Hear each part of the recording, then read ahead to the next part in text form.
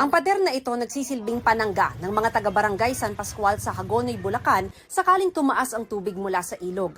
Pero puto lang ilang bahagi nito, kaya ang tubig pumapasok sa barangay.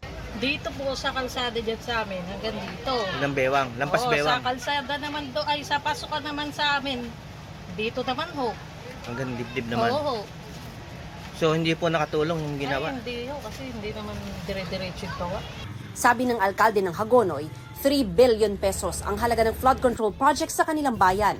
Pero ipinagtataka niya kung bakit tila bungi ang mga proyekto. Imbis po na sa 3 oras or 2 oras ay nagsasubside na ang tubig, ngayon po natatagalan ang pagbaba ng tubig. Kung sakali po na may ganito sanang klase ng mga programa, sana po ay well-coordinated sa mga local government unit. Kami po ang nakakaalam higit sa lahat kung ano po ang kalalagayan ng aming bayan.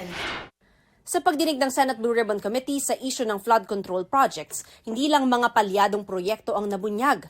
May hinihinalang ghost projects din, partikular sa 1st Engineering District ng Bulacan. My office received reports that there are ghost projects in the municipalities of Kalumpit, Malolos, and Hagonoy in the province of Bulacan. Can you confirm this? Yes, Your Honor. And the contractor, allegedly, Wawaw Builders, correct? That's correct, Your Honor. Sabi ng DPWH, mula 2022 hanggang 2025, 85 projects na nagkakahalaga ng 5.91 billion pesos ang nakuha ng Wawaw Builders sa Bulacan.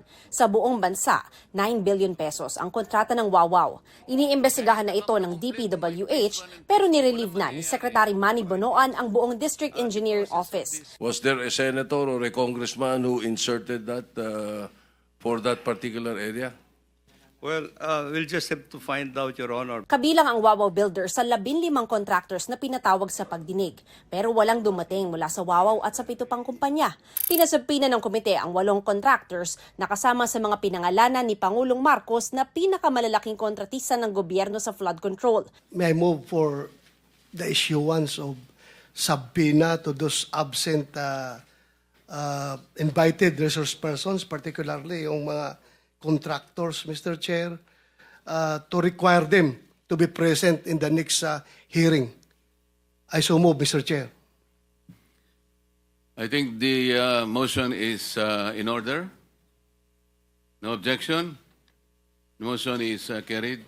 I recommend to our the Senate President Pro Tempore to subpoena the owners of the corporations, not merely representatives. Kasi subukan na natin dito yan, pag representatives, wala hong isasagot ho yan. Tanong naman ni Senator Alan Cayetano, paano nakalusot ang ghost project sa DPWH? It's a district engineer project or the regional office says kompleto to.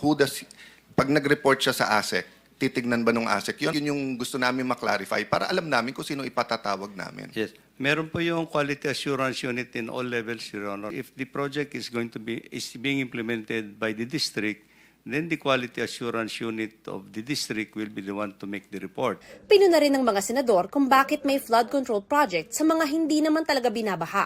Ang bayan ng Nauhan sa Oriental Mindoro halimbawa, hindi maituturing na flood prone ayon kay Governor Bons Dolor. Pero higit sa kalahati ng flood control project sa probinsya ay doon itinayo.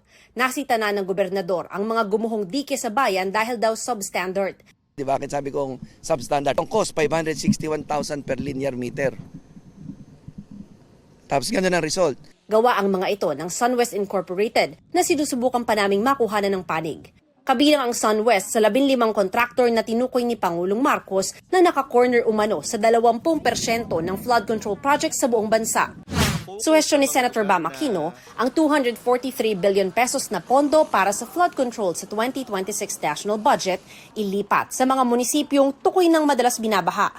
Sinita naman ni Senator Win Gatchalian ang mababang capitalization ng mga kontraktor na nakakuha ng bilyong-bilyong pisong flood control projects, gaya ng MG Samidan Corporation na mahigit 5 bilyong piso ang nakuhang kontrata, kahit 250,000 pesos lang ang paid-up capital. Ang QM Builders naman, 1.25 million pesos ang paid-up capital, pero mahigit 7 billion pesos ang nakuhang kontrata. QM Builders, ang kanyang contract is 7.3 billion. pero ang kanyang capitalization is 1.2 million. So ang punto ko ho, meron ho talagang mga tao na linalaro po yung pre-qualification stage. Sagot ng may-ari ng QM Builders, dalawa ang kumpanya nila. Isang hardware store at isang construction na pareho ang pangalan. Siguro raw para sa hardware store ang nakuhang financial statements ng senador. Ang sinasabi niya, meron siyang 40 billion pesos. Yung NFCC, kinocompute ng times 15 yon, Mr. Chair. Halimbawa, may 1 billion ka sa bangko. Pwede ka sa 15 billion. Kaya kami monta at hanggang 40 billion. Pero uminit ang ulo ni Blue Ribbon Committee Chairman Senador Rodante Marcoleta nang sabihin ng QM Builders na wala pa silang nagawang proyekto sa gobyerno. Hindi ka pa nakagawa ng project? Hindi pa kasi yung nag-asawa ko ng 1991, nag-upisa kami sa hardware. Yung maliit na hardware, nagtitinta ng bambo, mga ganun eh. Mga Bakit nasama ka sa 15 contractors sa listahan ng Pangulo? So sinasabi mo, mali ang Pangulo. Gumawa na tayo ng flood control project. O ngayon gumawa ka na naman. Ano ba talaga yung totoo? Baka hindi ka makauwi sa araw na ito. Nagsisinungaling ka na naman eh. O kanina sinabi mo, hindi ka pa nakapag-umpisa eh. Meron akong hawak na martilyo rito, sinasabi ko sa'yo. Mr. Chair. Huwag kang tatawa-tawa kasi hindi nakakatawa ito ha. Mr. Chairman. Dito lang nagsisinungaling ka na eh. Sa huli, pinasumite na lang ng komite ang financial statements ng kumpanya. Sabi ni Senador Mig Zubiri, walang magagawa ang DPWH at Budget Department kung magpasok ng kung ano-anong proyekto ang mga mambabatas at maisabatas ang national budget. Paglabas po ng budget, iba nang itsura ng budget, wala na po silang magagawa dahil batas po yan. Kailangan po nilang i-implement yun. That's the elephant in the room. Where are the sources of these funds? And let's expose it once and for all. Parang sa nangyari sa Napoles, lumabas lahat ng pangalan. Mav Gonzalez, nagbabalita para sa GMA Integrated News.